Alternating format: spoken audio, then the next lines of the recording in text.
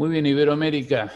Le damos la bienvenida a esta mañana de Portal de América Radio en su 30ª edición a nuestro columnista, el doctor Luis Alejandro Ricci. Buenos días, Luis, ¿cómo estás?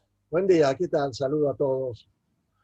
Bien, aquí estamos tratando de generar una nueva entrega para nuestra audiencia y el tema elegido de hoy, para hoy mejor dicho, por vos, es turismo de negocios, los intereses en juego. Y para ponernos en tema, encontré una aseveración que sale en The Economist, eh, en un poco más de futurología, como estamos viendo en la prensa internacional, sobre el 2021. Este sería un resumen de 20 puntos de un análisis de más de 50 expertos de lo que supuestamente viene para 2021. Dice, los humanos deseamos volver a socializar, pero el trabajo a distancia básicamente se quedará igual. El modelo mixto de trabajo es irreal. Simplemente seguiremos trabajando en línea desde nuestras casas, cada vez más adaptadas y con reuniones en lugares divertidos y diferentes cada mes para socializar y conectar. Se crearán múltiples espacios para grandes juntas digitales con todas las soluciones resueltas. Nadie quiere vivir en el tráfico ni en esa vorágine de información y trabajo otra vez. En el segundo punto dice, las oficinas cierran en un porcentaje altísimo y ese modelo atrasado es retomado por tecnologías disruptivas. Cada día tendremos más asistentes digitales para trabajar en forma eficiente. Esos grandes corporativos serán recordados por siempre como los enormes mamuts de 1980 a 2020 en extinción. La gente no siempre trabajó así y no trabajará por siempre en ese mismo esquema. Y en el tercer punto, esto ya es el paroxismo, los hoteles de trabajo desaparecen en un 50% por lo menos, nunca regresan los viajes, congresos o reuniones de trabajo como eran, si es que se pueden hacer en línea. El turismo de trabajo desaparece prácticamente, las llamadas se convierten en videollamadas, las juntas internacionales en juntas en línea, los grandes congresos en sistemas tecnológicos, nuevos lanzamientos de productos en forma digital y tecnologías. Mirá qué aperitivo te di para tu columna de hoy. Adelante, Luis.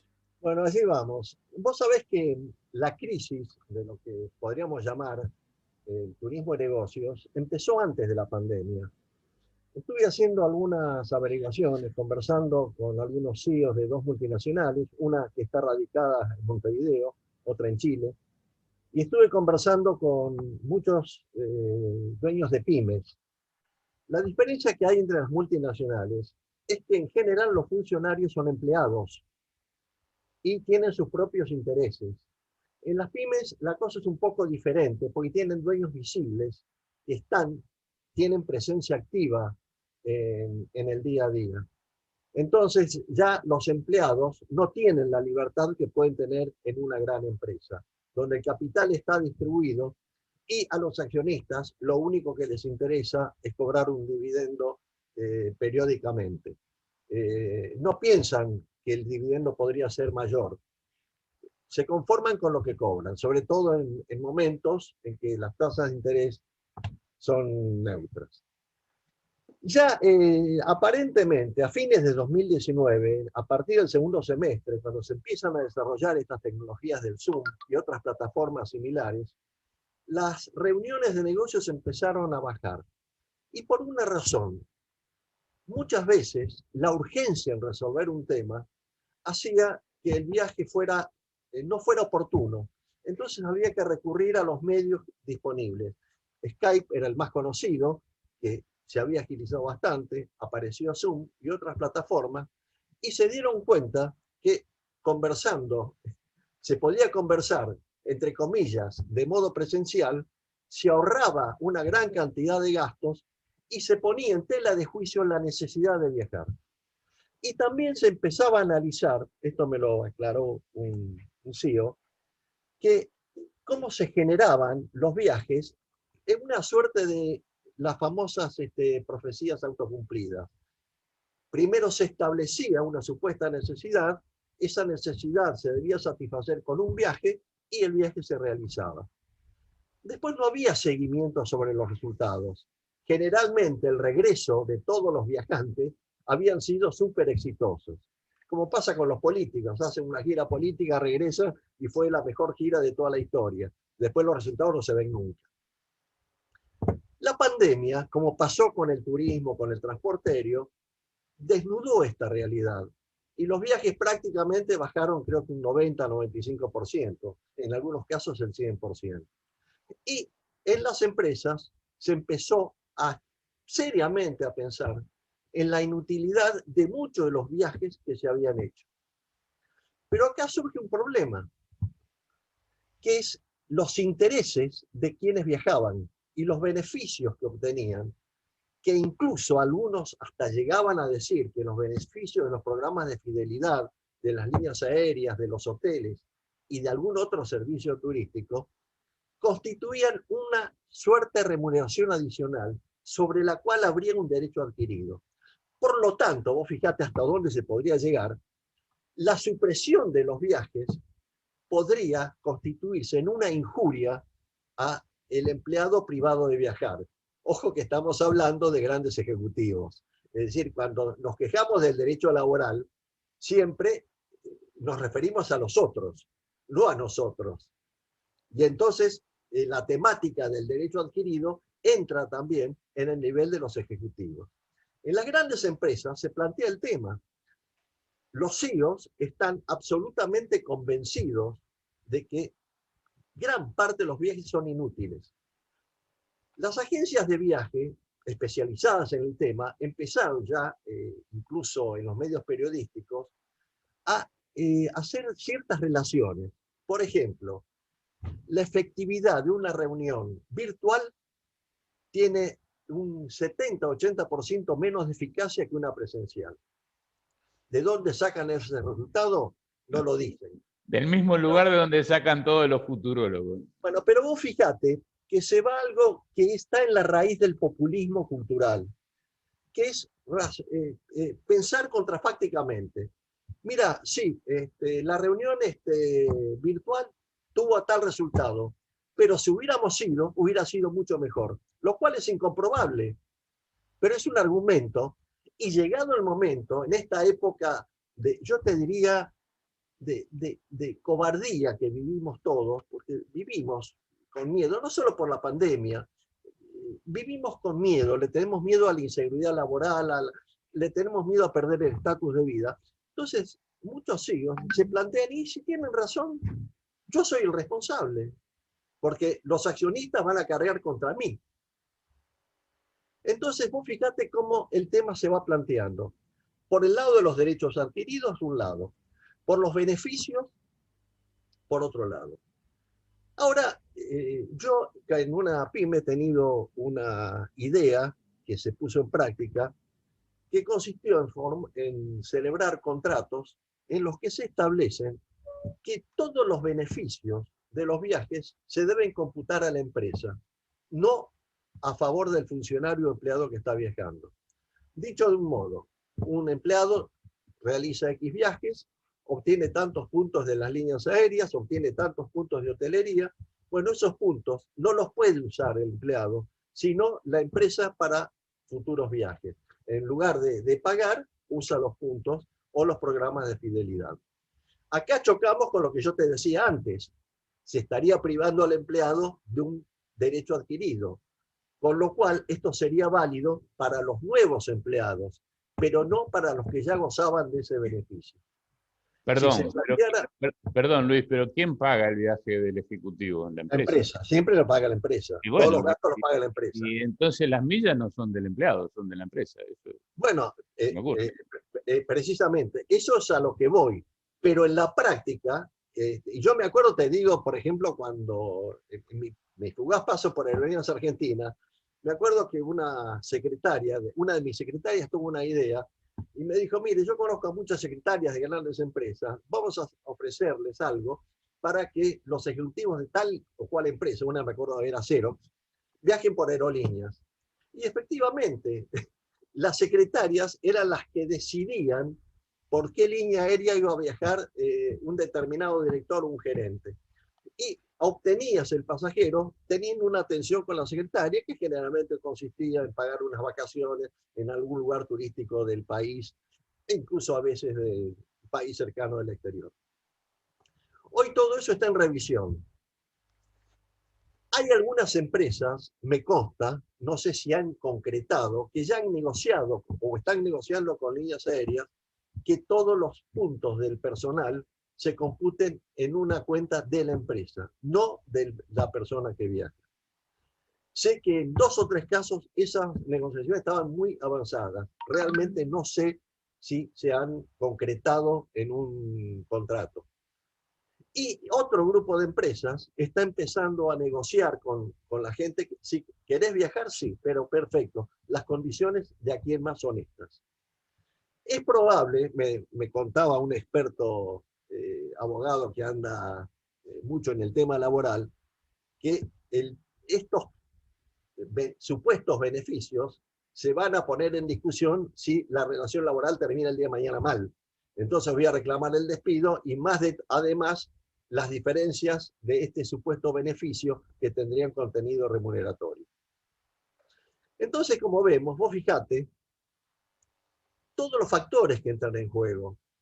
Por un lado, intereses legítimos de las empresas.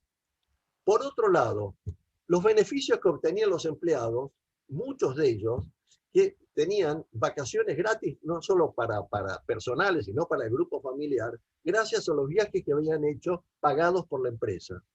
Y muchas veces esos beneficios no solo era el aéreo, sino también estadías en determinadas cadenas hoteleras. Los grandes CEOs de las empresas han tomado conciencia de que eso era una anomalía, pero ¿tendrán el coraje realmente de, llegado el momento, de decir, bueno, vamos a viajar menos o porque los viajes tienen esta determinada consecuencia?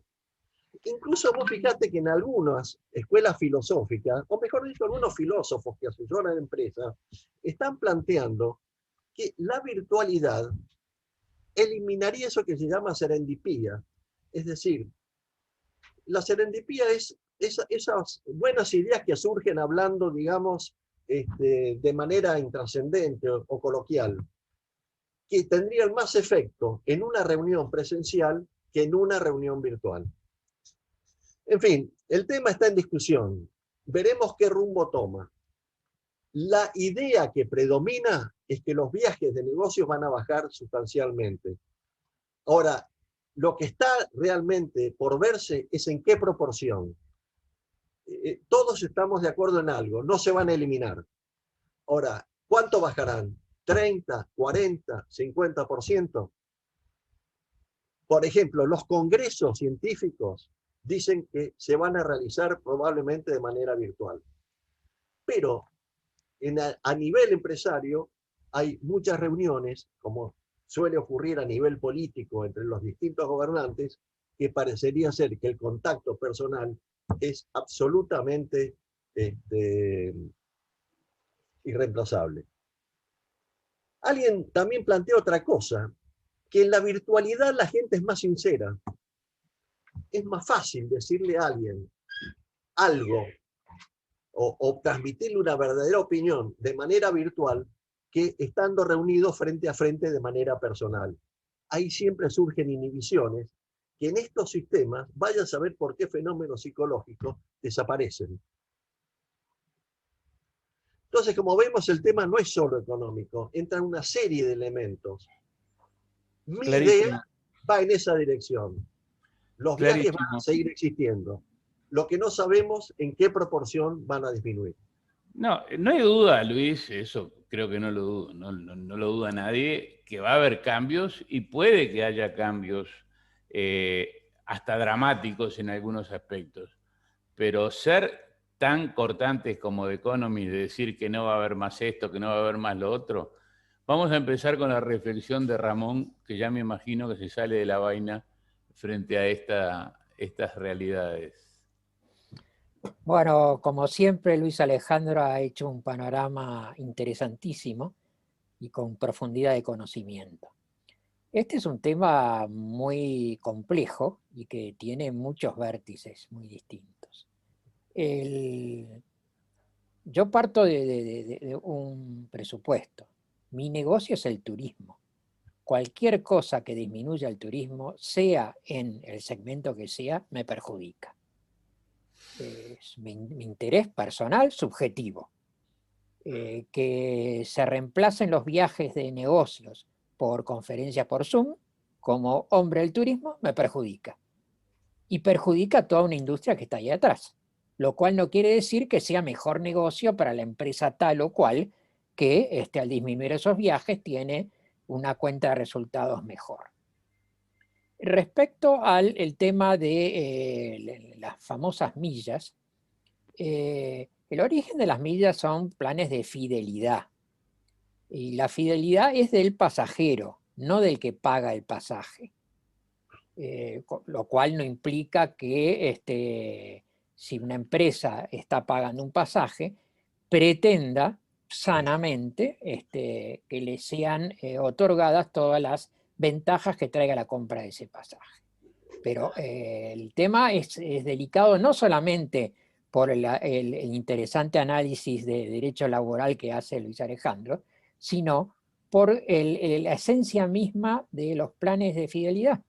Y ese tema se discutió hace un tiempo, cuando empresas querían, antes de todo esto, estoy hablando hace como 7, 8, 10 años atrás, ya algunas empresas querían esto. Y las compañías aéreas se negaron, porque decían que las millas que otorgaban era para la persona que viajaba.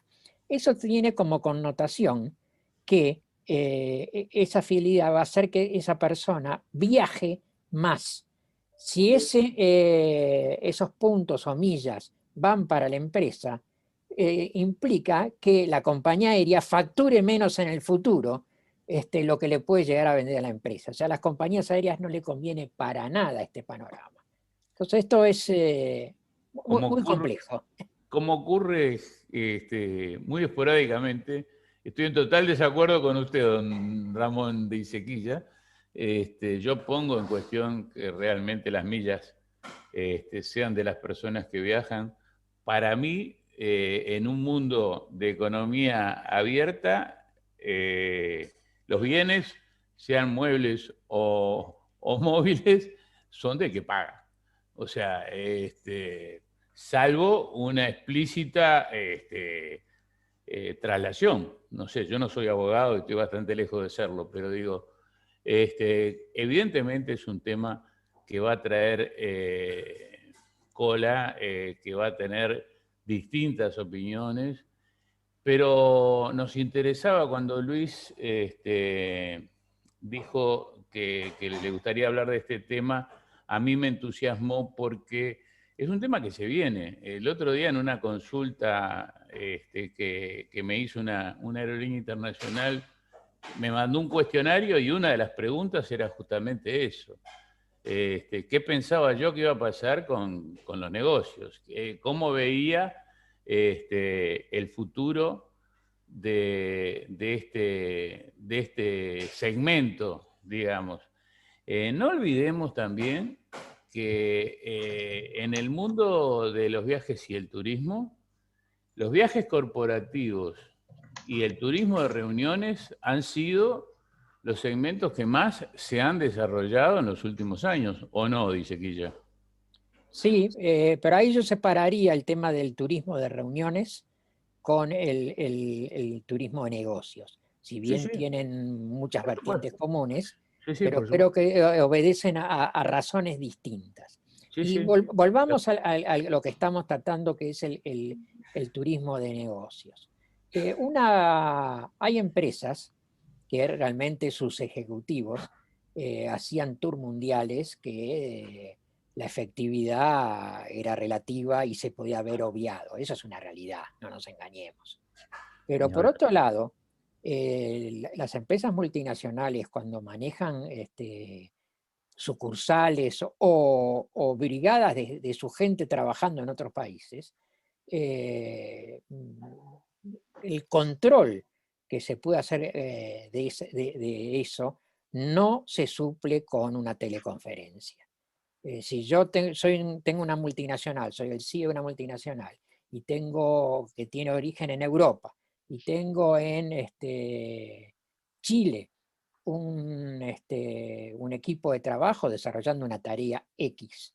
Me puedo comunicar diariamente por Zoom, lo que sea, pero yo necesito o yo, como CEO, o la persona indicada en la estructura, vaya a ese país a ver realmente qué está pasando, cómo está siendo el relacionamiento entre los empleados que están destacados en ese país. O sea, llevar todo el trabajo de todo tipo al trabajo domiciliario, si bien hoy la dependencia del ordenador para todas las tareas permite ese trabajo a domicilio, el funcionamiento de un equipo, la motivación, las nuevas oportunidades de negocio que se pueden dar en un país a la distancia para una multinacional, o no necesita ser multinacional, una empresa que tiene intereses en otros países, la presencia física es imprescindible. No, en eso estoy totalmente de acuerdo. Además, el encuentro personal, las empatías, las coincidencias, hasta, digamos, cuando se trata de hilar muy fino, hasta la aceptación o el agrado entre personas en lo presencial muchas veces define negocios, muchísimas veces, y eso a través del Zoom va a ser muy difícil que se pueda lograr. Ricardo, no sé si tenés... Perdóname, te pongo un ejemplo. Sí. Una vieja película, Nuestro hombre en La Habana, que era un espía que mandaba información de lo que estaba pasando en el lugar y que se estaba fabricando una bomba atómica y era los planos de una aspiradora. Y la distancia hacía que toda la información que pasaba en su casa matriz de espías la daban por válida, hasta que van al lugar y se dan cuenta que estaba hablando de una aspiradora. Adelante, Ricardo. Sí, yo tengo una reflexión que tiene que ver con el marketing.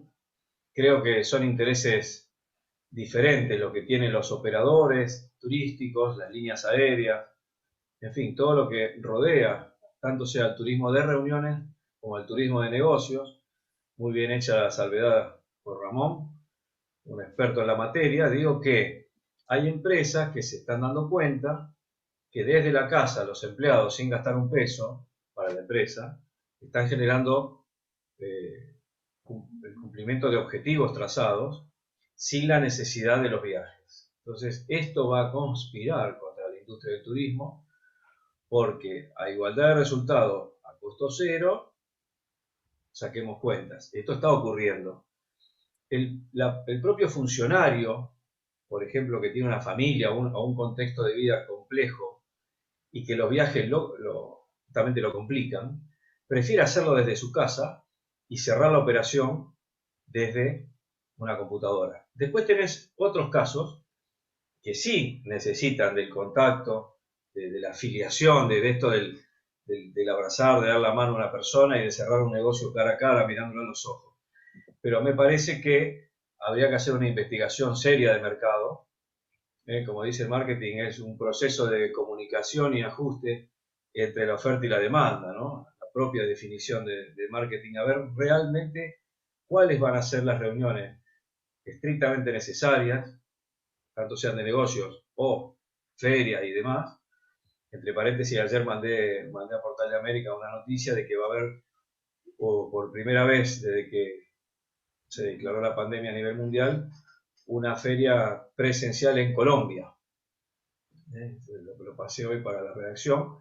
Creo que este tipo de cosas se van a seguir haciendo, pero, atenti, los directorios de las empresas van a empezar a mirar con lupa cuáles viajes son realmente necesarios y le rinden a la compañía y cuáles no. Y ahí la industria del turismo sí o sí se va a ver afectada. No te creas que, o sea, los estudios se están realizando desde hace rato, no es nuevo, pero estoy en total desacuerdo con que los CEOs prefieran hacer su trabajo por computadora y no viajar. No, perdón. Yo no digo los CEOs. Los CEOs van a seguir viajando y los dueños de la pelota van a seguir viajando. Y los funcionarios con más razón.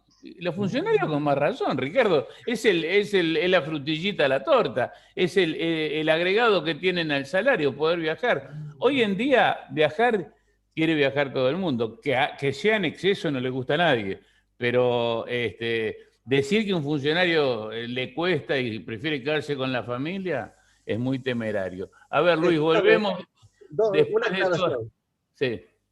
El otro día... Quédate quietito, Luis, porque cuando vas para adelante desapareces de la pantalla. Tirate un poquito para atrás, dale. El otro día recordaba un artículo que creo que salió en El País de España hace 1 o 2 años, que se había hecho un análisis en el verano boreal de en qué época crecía el índice de divorcios. Y ocurrió una fecha, fin de septiembre y octubre, que era justo cuando terminaban las vacaciones y cuando se supone que en las vacaciones la familia tiene más tiempo para estar reunida. Vos fíjate, esto tiene que ver con todo, porque por ejemplo, el trabajo a distancia, parecería que en este momento es una novedad de aquellas, ¿no es cierto? Es lo último, el trabajo a distancia se va a imponer. Estamos al principio, todavía no hay experiencia. Y la experiencia que hay es la de la pandemia. Ahora, ¿cómo se va a ir desarrollando? Porque hay un elemento que es, el hombre es un ser sociable por naturaleza, eso viene de la época de Aristóteles. Entonces, la presencia también en el ambiente de trabajo es necesaria, forma parte de la sociabilización. Si el hombre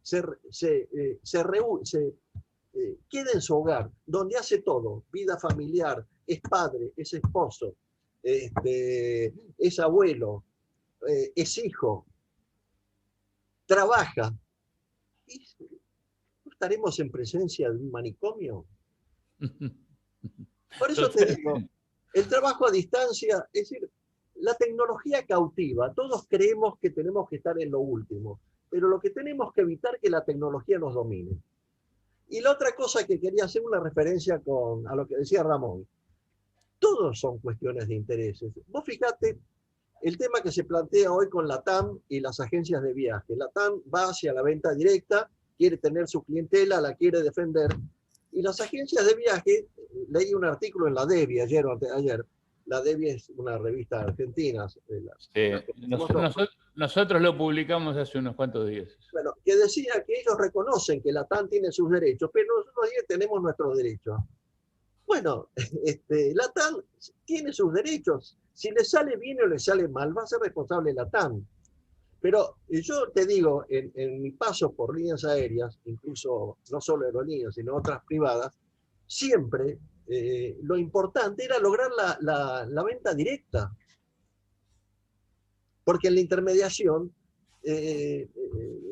perdías mucho en una actividad que los costos son milimétricos. Ese es un tema bravísimo, el marketing y la venta de las líneas aéreas directa o a través de los canales conocidos como el de las agencias de viajes. Cuando Pluna empezó allá por 2008, 2009 a imponer en Uruguay la venta directa, las cosas que se dijeron, todo el lío que se armó, y después en los resultados terminó siendo determinante. Mirá, a mí me pasó en aerolíneas, cuando yo en el año 84 pretendía bajar un mínimo las comisiones, todo el mundo de las agencias de viajes se me vino encima. Fuiste un adelantado. No fue factor de mi despido, pero fue un elemento que se tuvo en cuenta.